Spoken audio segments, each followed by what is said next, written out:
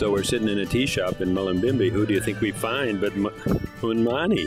Hello, Unmani. Hello, Richard. Hey. We're also here with Rena, too, but Rena and Richard are going to be Narskosta, which means hidden. And Unmani is going to take the smiling contest to a new level. So anyhow, say hi, Rena. Hi. Hi, Rena. So we're just talking about migratory birds, I think, like this Unmani bird. She gets around. But somehow energy manifests to do it. Somehow, yeah. I never know how, really, but somehow things come together. The piece, as you were saying before, the pieces of the puzzle kind of fall together. Yeah, now we're starting to figure out what it means not doing it, because like if you had it not doing it, so if you had to make it all happen, but somehow if you just stand back and watch it unfold, that's the great joy of it. Yeah, but it's not even a not doing. I can plan the schedule, I can organize this and that, and emails and whatever. And it's all happening now. Whether it actually, what I'm planning actually happens in the end is irrelevant, really. Yeah, it's just a potential. It's a great field of potential. Yeah. And then it's just a play in that field. Yeah. I'm starting to understand, because always before it was almost like a doing of not doing, right? And then it's like, oh boy, that'll be great when it comes, But it's happening in my life too. Yeah. Even for me, I was sharing that it can be the last 5 minutes, or maybe it's 5 minutes too late. And maybe it's even 5 minutes too late, supposedly, right? But it's still, it unfolds, right? It takes a certain patience.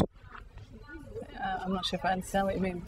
Well, patience means like if you want it to all be here and now. And let's see, here now is only when it gets here. So you can't really know exactly how it's going to happen. Here. It's not even when it gets here. In other words. Right. Yeah, I mean, people are always, it's so easy to misinterpret this here now thing, as if it exists in time, as if it's a state to arrive to, or become, or do. And that's the only way that thought can interpret it, which is the joke of it. Thought interprets it and fills it as if it's an it. But there's nothing here. Yeah. You've always been kind of, in my view anyhow, kind of radical, right? You like the radical people to come to you, so you really shoot out those lightning bolts, right? Because like your website was not knowing, right? Yeah. And now you shifted it. Yeah. To die to love. Die to love, so now die, all right. Yeah. It's still about not knowing, as I was saying to you earlier. It's still about not knowing, but it's, the message hasn't changed. I guess just the expression of it seems to be evolving and getting kind of more and more uncompromising. Radical. Yeah. Radical. Yeah. So is there a group of people out there that are radical? Because I was trying to ask you before, is that actually your presentation is a filter in a way of who comes to you? Your presentation is a filter in a way. Because people who are attracted to radical fancy themselves as radical or needing more radicalness or something. I don't see myself as radical, really. I mean, it's just a way of speaking. I mean, I don't really feel like I attract a certain kind of people or belong to a certain kind of group, or it's just a way of describing something that it's just something to say, really. Some words to fill the gap.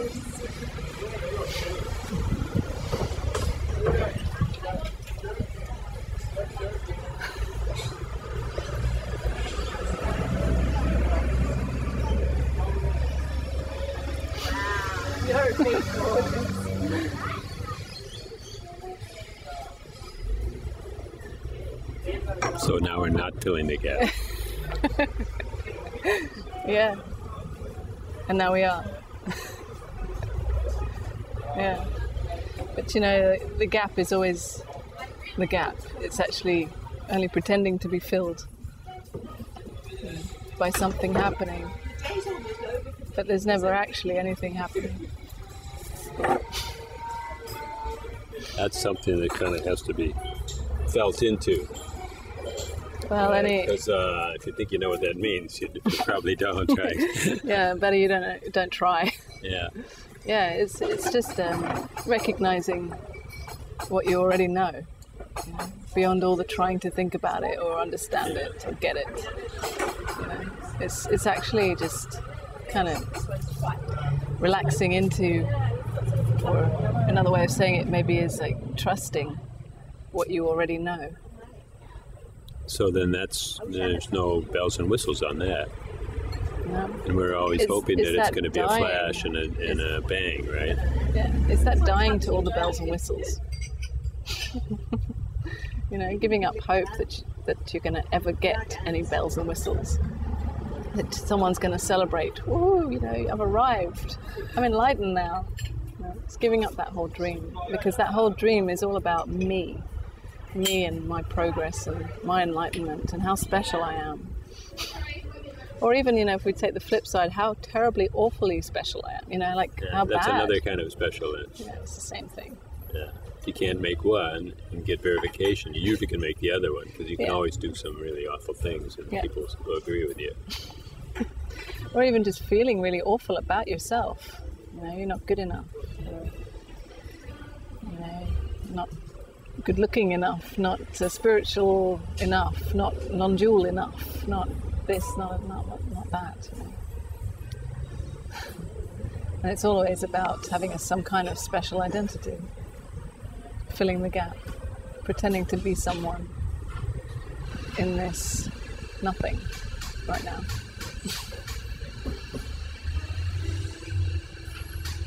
From day one, we were pretending to be a good boy or a good girl, you know, not wet our pants or whatever we had to do, you know, pick up our toys. Yeah. So then we got into pretending really early. Yeah, some of us, yeah. Yeah, they're survival mechanisms that we learn, you know, very innocently. We don't know anything else. You know, somehow it seems that there's someone here that needs to survive in the world. And as we grow up, we're surrounded by people who believe that and are living in that fear of not surviving, trying to survive. As if there's someone here who needs to try to survive. Just for one, we went to a talk last night. It happened to be about mathematics. And of course, we all know the mathematics that we learned in school probably was similar, where we learned these processes where after your tables and stuff, you learn to multiplication and division and so on. And it was all kind of very linear. The answer popped out at the end, and you needed to show your work, right? And we were talking about patterns in numbers that allowed you once you recognized 15 patterns, maybe you could do all that stuff just and visualize it as one piece, not as a linear process. And for me, it wasn't about mathematics, but it was about a new way of thinking and a new way of perceiving. It wasn't so linear. It's almost like Google Maps, you know. If you see the map, you can kind of see everything at once, and you got to get up on this end of town. But if you just look at all the directions, you have to go so far down to one street, turn a right, go 300 meters, and it's all very linear. You do one thing at a time. So what has that got to do with? Well, I think that you know, we see ourselves as a linear process. Yeah, we see ourselves as someone living in time. Yeah. Yeah, with a beginning and a middle and an end. Yeah. And then we have to go through the middle to get to the next step, right? And then the next step and all that. Yeah. And then somehow I'm not saying it's exactly the same, but just and you could just call it right side, left side brain, right? Which is not necessarily true, but I mean, it just gives people a feeling of it. It gives them a feeling of intuition or somehow seeing the big picture, or the bird's eye view from up above. You can see all the things that you weren't seeing when you were down in the jungle of your thoughts, probably. Yeah. Well, I mean, the nature of thought is that it always exists in time. It always imagines time. And as soon as time is imagined, a me is imagined, living in time. In fact, the me can't exist without time. It doesn't exist in that immediacy that is right now. As soon as there's even one moment of time imagined, then there's a me living in time. Me in my next moment. Me in my history. Yeah. I don't know. I have what should I call it? A conceptual construction of that really makes sense, to me, because all our me's, all the qualities of me is stored in memory, and actually time is stored in memory too. So once you go to memory, everything just pops out all at once. The whole drawer, once you open the drawer of memory, all the eyes come out with it. I did this, I did that, I remember this. Yeah, but there's nothing wrong with memory, it's just seeing it for what it really is, Memory is memory, and it's nothing, to expect memory to be present is just ridiculous, it's just not that. Memory is an image of the past, or apparently the past. So that can come up, it does come up, as if I existed in the past. Oh, lizard here. A lizard's moving on our feet, or an iguana or something, it looks like. Yeah, I can't even remember what we're talking about. Lizards. Lizards, I think, are the latest. Well, we have to go look down there and see if that's a fly or a lizard, actually. This is Australia. Yeah, this is Australia. Let's go.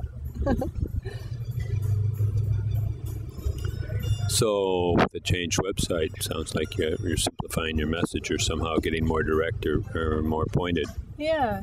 I mean, this whole expression, or let's say what I'm doing with the meetings and the retreats, it's never been about how other people perceive it. I've never cared about that. It's always been about myself.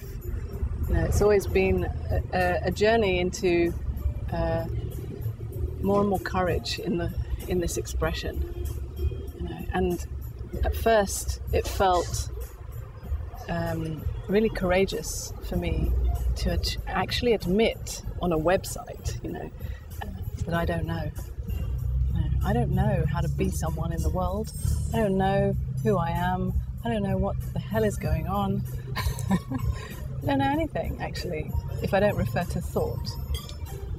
And thought can tell all kinds of stories, but the reality is that I don't know. And that is right now the reality. But what I noticed was happening, or what had happened, was that having grown up, as a child, I always knew this, this recognition, this knowing that I'm not someone living in time. I always knew that as a child, but what I didn't know is that I didn't know how to be in the world. I didn't know how to be someone in the world. I felt very lost as a person, growing up. And that has changed in time. And what has changed with that is more courage to be someone, to kind of not care actually who I am in the world. And in that, she blossoms.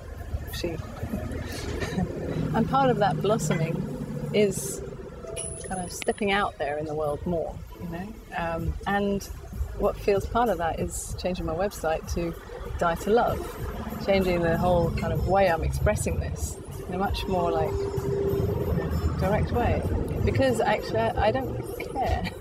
Yeah, you don't care and you care. I mean, because okay, if it's not too bold, I would say, my God, she blossoms. She totally blossoms. You're radiant. No, you're totally radiant. And that's so good that I knew you some years ago, and that you are an evolving unit. That's Absolutely. really totally Always, ever evolving. Totally, and I wouldn't want to be stagnant. Yeah. Like people imagine that when you're searching, or that you'll get to some final point and that's it. You'll stop. That you've arrived. It's not like that. It's ever evolving, like nature. The blossoms are ever blossoming. Yeah. And then it's so cool that you just said, because you just told us the whole formula right there. I mean, basically, the whole formula is like, this was all about myself, and it's about getting courage. Yeah. Just to go out and take one step at a time, not having a clue what's going to happen, and just welcoming it. Yeah, it's never been about like trying to tell people the truth or trying to convert people or help people. I don't care about anybody else. And in that, there's an absolute caring, like there's an absolute love of what's happening right now, and you right now, that's all I care about. Yeah, well, I'm blossoming too. I don't know if you noticed. You're completely blossoming. I see that too. It's nice I better jump that. on camera, but I'll do it next time. You better trust her. She's telling the truth, guys and girls. So that's it. I mean, that's the message to everyone. Take courage and blossom. Yeah. And you can't do that blossoming. Yeah. It's the Can courage. you do the take courage? Well, it's the courage to be vulnerable. That's what I would say. For me, it's been seeing through the layers of covering up that vulnerability. I was afraid to express that vulnerability because I was afraid that somehow it would come under attack, or I wouldn't survive in the world with that vulnerability. And the blossoming, the continual blossoming, is the courage to stand here in that vulnerability. Yeah. So then if I would, the way I would explain that process of covering up, I would say that's interpretation and explanations. Yeah, that's why I'm here already. Fear. I'm here, and I've learned a lot, and that interpretation and those explanations are the cover-up, and they keep us here, stuck. Yeah, well, people play those cover-up games in different ways. For some people, it's interpretations and explanations, and for some people, it's hiding. It's kind of hiding behind some kind of belief about myself. I'm not good enough. Well, those are all interpretations and explanations. And, yeah, okay, you got to have a justification for hiding. I thought you meant like kind of, let's say, spiritual or philosophical interpretations. Well, that's another way of hiding. Yeah, okay, that's it too. You hide out because you say, I'm not the doer. Yes, exactly. Right? And then you still... And then you talk about meditation and stuff, which means that I should be on a cushion looking at a white wall. Yeah. And when people say nothing is happening, then that's a relief because you don't have to feed the starving or anything like that. Yeah. Well, it can become the perfect excuse for anything, just to say that there's no one here or there's nothing happening. Yeah. But that's not the point at all. Yeah. See, so many people actually just repeat the words or take the words on as some kind of attitude or belief system. And that's another, in a way, more subtle way of hiding. Kind of exchanging an old belief system for a new kind of more spiritual or non-dual belief system.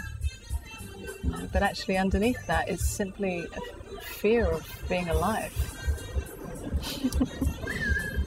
It strikes me that in a way we're all using words, any words, our words or other people's words, to our own advantage, whatever we think our advantage would be.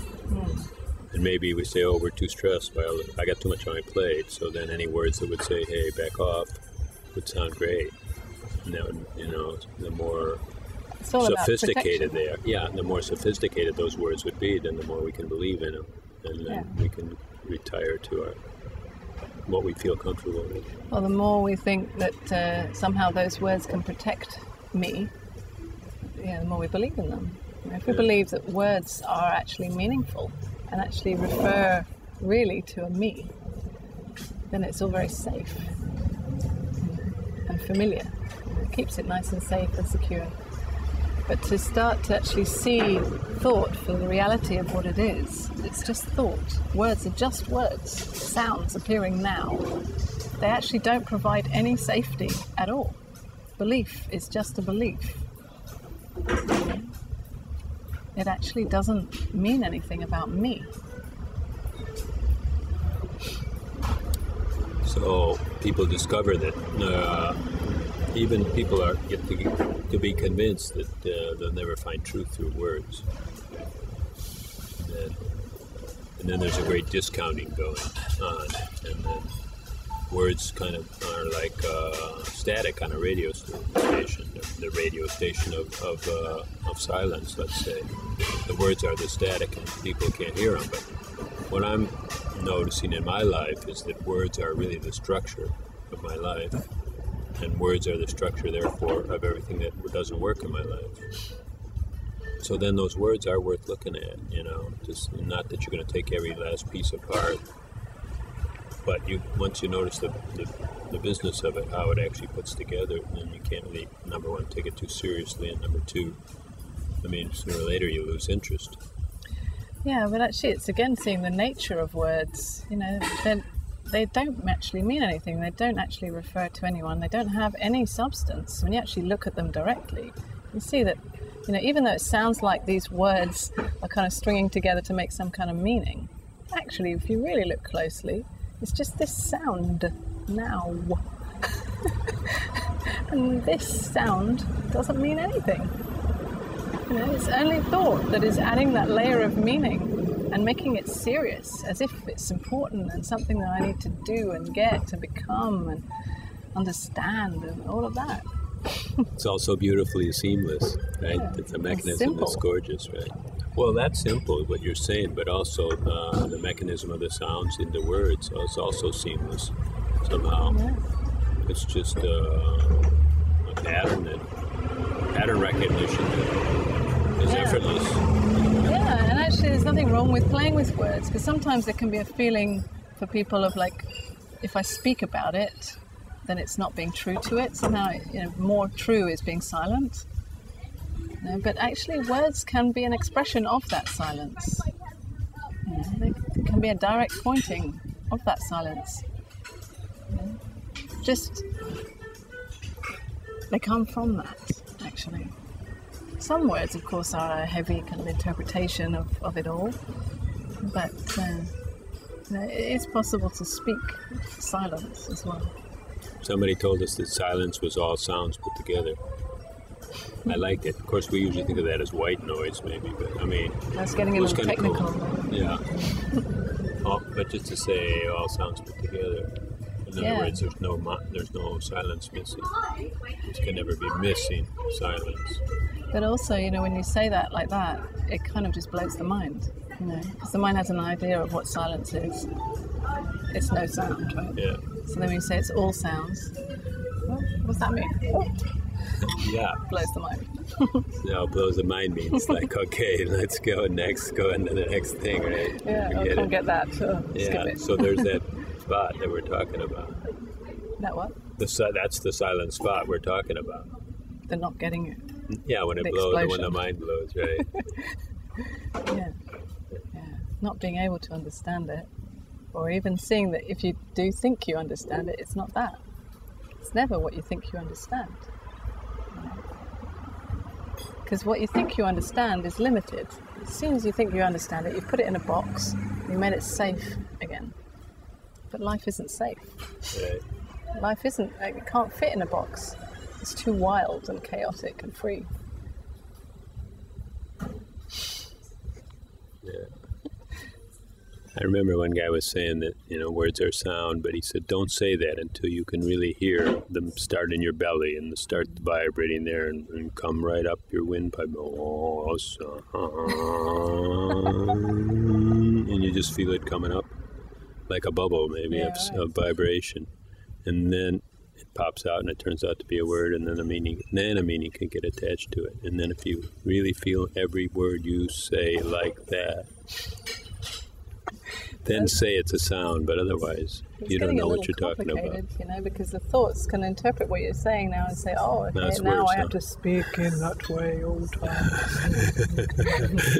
Can't speak normally. I can't just relax and say whatever. Yeah.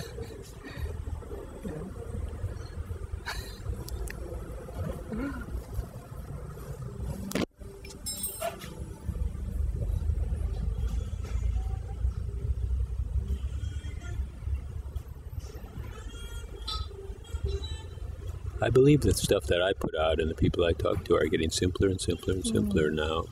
If it's getting received or if there's still a lot of complexity out there, I'm not really, you're really touching people more. I've got a website, but I'm not really in a group meeting. So you're finding if people are really have distilled all the extraneous and are just, if they've distilled the extraneous and somehow are coming a little bit more tuned in. I find it very impossible to speak generally about people. Like how some sort of general movement that people generally are becoming more anything. That I don't know how to speak like that. It's not reality.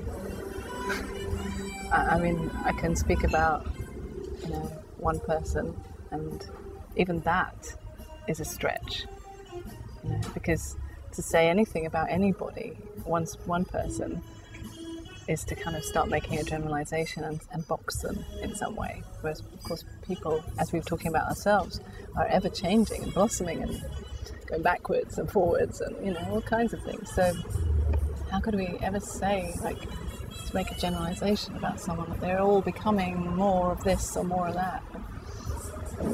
Everyone's becoming everything.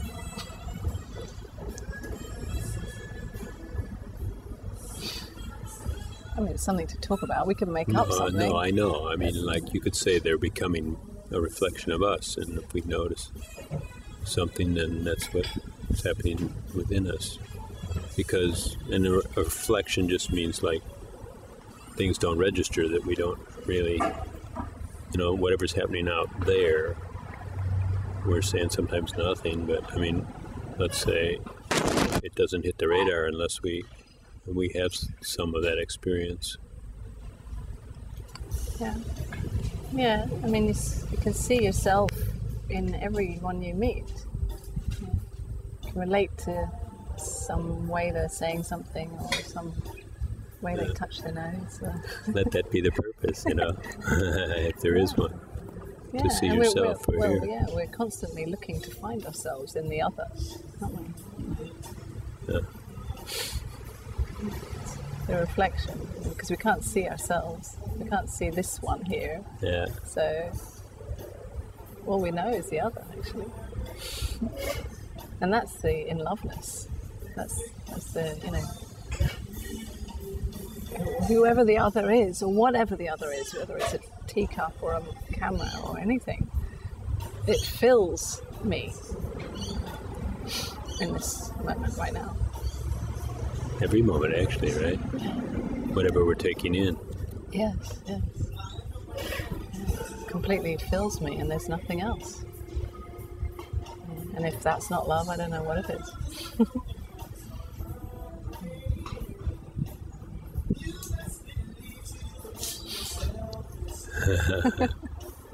Somehow, a small word can be like a mission for us, or, and we're not going to say mission, but I mean, just a small word can be set a tone or an intent or a focus.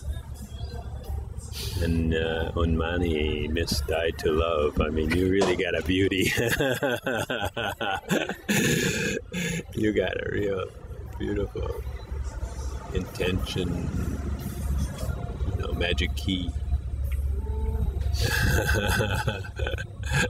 You mean the die to love, die right? To love. Yeah. That's what's going to fill your waking hours, is dying to love. Well, that's the only thing there is, really. Yeah. It's not even a dying, it's die to love right now. or it's not even a doing in that. It's like, hey, look, there is die to love now already.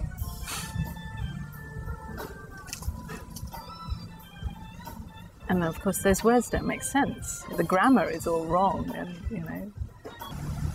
And in this sense, it doesn't really even take courage. No, because it already is. In a way, you could say that while you believe that there is someone who could have courage, then it is about courage. It's about the courage to see beyond that. Courage to see that who you think is here is just a thought. Who you think can control my life and do this or that or become this or that is just a thought. And that can seem to require some courage because it can feel frightening. To see that actually everything that you've ever believed in, your whole life in fact, years of investment, are totally meaningless. A lot of people don't want to look at that. It's terrifying.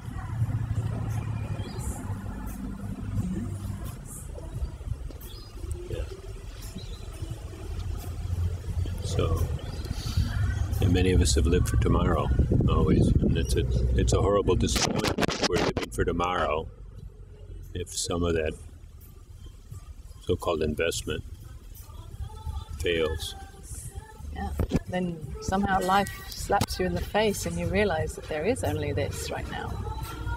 So that's one way to realize it, that some tragedy can happen, some loss in your life can happen, and then you realize that actually what you thought was safe, it's not.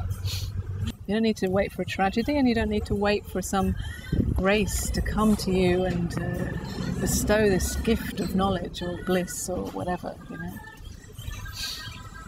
It's seeing right now that this right now has no ties to the future or the past. There isn't a timeline. It's absolutely vertical, only now. Not even now, even that is too long. It's so immediate that there's no time in it. Yeah. Here's one for you, how about let's teach mundaneness. Honoring mundaneness. But it's only thought that calls it mundane. Yeah, right. But thought is causing it mundane right now. So then that's where we recognize it. Thought will make one thing special and the other thing mundane and boring and ordinary, in comparison to the specialness. And of course, when we're searching, we're chasing for something special. We want something special for me. And just this ordinary sitting here, this sound, this sensation I feel sitting on this bench, it's nothing special. So what? Thought can say, it's ordinary. Why would I want this? Is this enlightenment? Is this what I've been waiting for and hoping and dreaming? Right. No, that's why I thought of it. See, because we were waiting for this to be special, right? Yeah. Somehow the light has to go on in this very simple setting, and I'm just saying, well, the light doesn't have to go on in this very simple setting. What light? And then you're saying, well, the light's already on in this. Already on. So then, let's just say the mind is already saying this is mundane, and it's gonna be different. And then so I'm saying, let's just teach that have a mundaneness process. Just get as mundane as you can. Yeah, the thing is though, even that will be made into something special by thought. Thought will interpret special mundaneness. Okay, this is special mundane activity. Wow. So you don't need to try to do anything. It's actually seeing it for what it is. Seeing, oh, there's thought. Oh yeah, right, that's thought. Oh yeah, this is sound happening now. It's not actually about opening up each thought and having some kind of attitude or filter or veil over life. It's seeing oh yeah, that's thought that's kind of trying to interpret. Oh yeah. Not trying to change it or do anything with it. Just seeing it for what it is. And just seeing it for what it is, there's already clarity. There's already a relaxation. without doing anything. You don't even have to touch it at all. You can't, in fact, touch it anyway.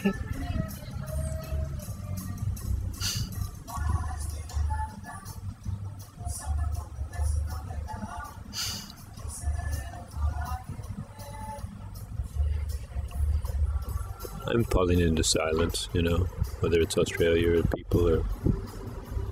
Yeah, your voice gets quieter and quieter as well. Yeah. I don't know, maybe I better take my headset off so I can hear myself. Yeah. That's better. Okay. Yes, I just feel... I don't know how to say it, It's not really on purpose, it's on no purpose, but I'm just tuned into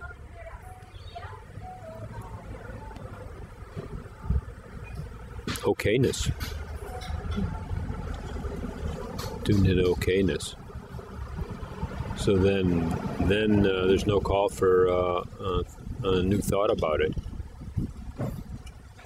So, and resting can happen, Can't say I'm going to rest because that's not restful. But I can say I'm okay, and that turns out to be restful. You can say anything, You can say even I'm not okay. Okay. Yeah. You can say I'm going to rest, and you can still rest right now. You are resting, in fact, right now. Say anything. Yeah. I don't know. I think if you say something is emergency, then your emergency gear goes into action, which is your thought patterns. But if you say something's not an emergency, then your emergency gear, your thought. Sometimes this body thing just kind of clicks into some kind of action mode, even though you know that everything's fine. It doesn't. This thing doesn't always know that. Yeah. It's got some old belief in there somehow. It's some old thing that it just plays out. It's something learnt from years ago, maybe. It thought that it was necessary. And it still plays out that kind of getting freaked out by something that is insignificant. Or worrying about this big thing as if it is a big thing, but it's actually... Well, a pretty big lizard ran over our feet. Yeah, this body kind of is ready for action, ready to protect itself, and that's natural. It's kind of made to try to survive as best it can in this world. So it does its little reactions and all of that. Not only physically, but emotionally and everything, Is it worthwhile breaking those patterns, or just inserting another little jigger in there, that little wiggle or something? Like you were talking about some of your retreats, and you were saying we do a lot of playful things. Mm-hmm. That maybe for a lot of people, a playful thing might be out of the ordinary. Yeah, I mean, it's not through kind of trying to break patterns or something. It's so that we can explore what is. It's a way of exploring. We can explore, and this certainly does happen in retreats. We explore through dialogues, like we're having now. Investigating, checking, what about this, what about that? But then also I find that it's kind of interesting to explore through some movement sometimes, or being a little bit creative or playful, just to see, what happens when this gets triggered? Oh, that's interesting, Not trying to change any of it, just seeing it for what it is. That clarity on the way it is. Nothing needs to change. No patterns need to be broken. Because actually, the trying to break those patterns is just another pattern. As if I have control over my life and my patterns. But actually, just seeing them for what they are. Just kind of somehow internally admitting, this is the way. Yes, I have been hiding. Yeah, oh, that's right. Yeah, I was scared. I am scared. Just admitting it. Just feeling it for what it really is.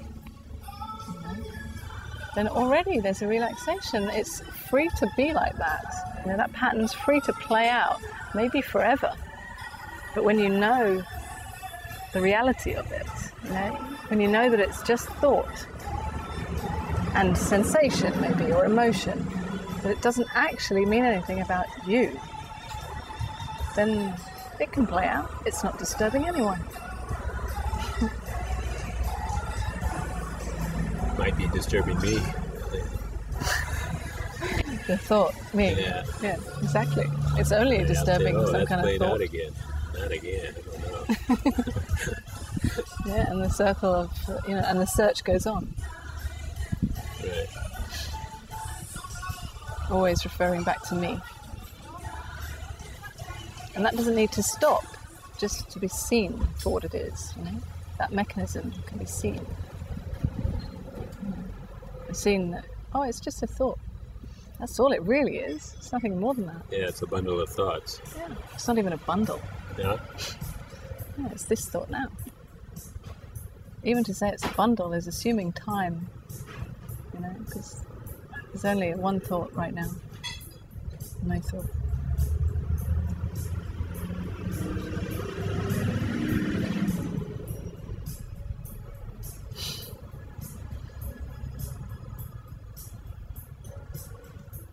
It's an amazing call to travel the world, speak with people, hold retreats, hold meetings, hold weekends. Just, there's a call for it and it gets fulfilled. But like I said at the beginning, I'm not doing it for anybody else. Yeah, I'm doing it for me. Because whoever I see is me. It's all about this me, this life that is me, that is who I am, seeing itself like this and like that and like this and like that. It sees itself now speaking into this camera and talking to you. Other times it sees itself holding a retreat, and it sees itself, coming up and having a dialogue and this dynamic. It sees itself in all different ways. And thought can maybe come up and say, what the hell are you doing? That's crazy. And yet it's not given much attention, so it pops away again. And life goes on. Seeing itself. Feeling itself.